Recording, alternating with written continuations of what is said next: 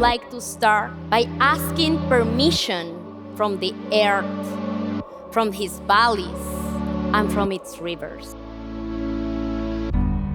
We would like to give thanks for giving us the opportunity to be here today and for allowing us to open our eyes.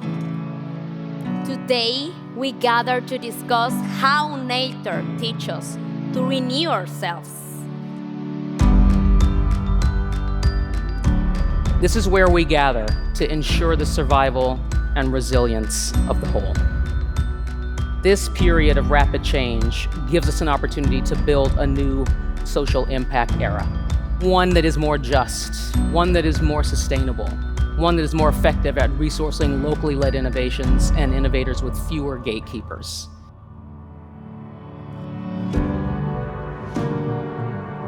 It's very important to me that the kids enjoy their meal because I think a lot of our work is about dignity as well. This, in my opinion, is what good business should be. It's not the extraction of wealth, but the expansion of wealth. People think that you have the difficult conversations after you've built trust, but difficult conversations actually build trust. And talking about the red lines up front is a kindness.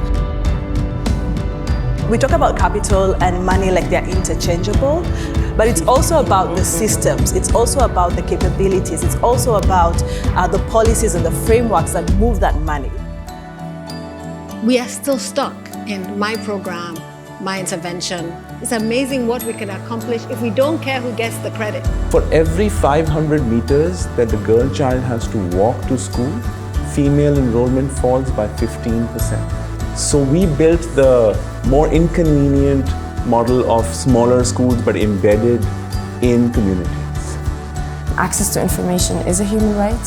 The people's ability to access information in their languages that is hyper-local, that reflects their reality, saves their lives and is as important as eating, as accessing vaccines, and as going to school.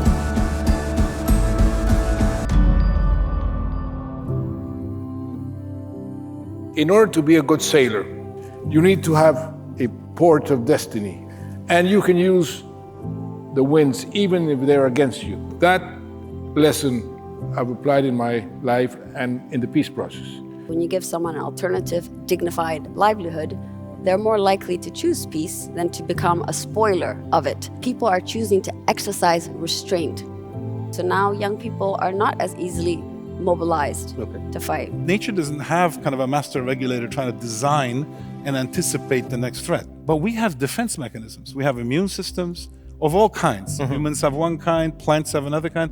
So I suspect there's going to be a whole generation of technologies that are going to be used to defend ourselves from these technologies. And that's amazing. So we are going to invent the solution to the problem we're making. Absolutely.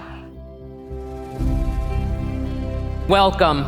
This is where we honor the recipients of the Skoll Award for Social Innovation, and for us, this is what it's all about.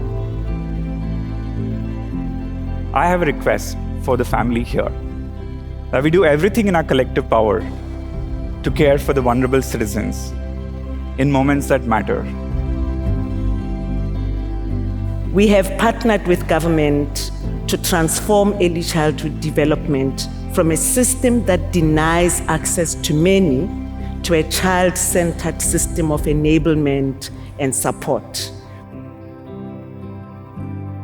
Parents will do anything for their children. Our responsibility is to build systems worthy of that courage. Culture really is upstream from policy. Before a law changes, a story has to change. Before a vote is cast, a feeling has to shift. The stories that people absorb as entertainment, these are the actual inputs to political belief. And in climate in particular, we have largely ceded that terrain to the other side. The question I'm asking is, where does your music come from? And is there an opportunity to actually organically source the music that we're giving to people? Stop designing systems for communities and start funding people designing systems for themselves. Stop treating access as innovation and start treating infrastructure as a responsibility. My after-school program was the hospital.